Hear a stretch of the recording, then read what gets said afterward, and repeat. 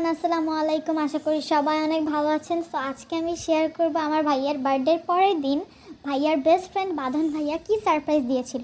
তো সবার আগে সারপ্রাইজ আমি পেয়ে গেছিলাম, কারণ আম্মু আর ভাইয়া বাসায় ছিল না। তারপর বাঁধন ভাইয়া আর একটা আপু আসছিল।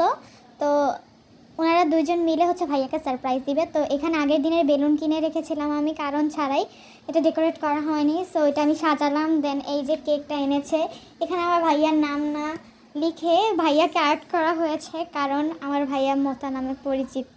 আই এম সরি গাইস, মায়ের মুড় খাইতে পারি আমার ভাই দেশে আসলে। সো এইখানে কেক কাটা কিভাবে জাস্ট দেখেন। তো আমি ওরকমভাবে ভিডিও টিডিও নেই নাই।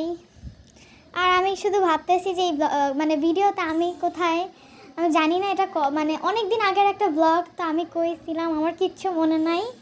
তো এই যে আমার আম্মুকে খাওয়াই দিবে, আম্মু একটু অসুস্থ ছিল। ও আচ্ছা, আমি তাহলে ভিডিও করতেছিলাম, আমি মাত্র এই ব্লগগুলো দেখছি। সো আমার এত কিছু মনে নাই। আমার এই ব্লগটা এই পর্যন্তই। এটা খুবই বিধ্বস্ত একটা ব্লগ ছিল। Sorry guys for that.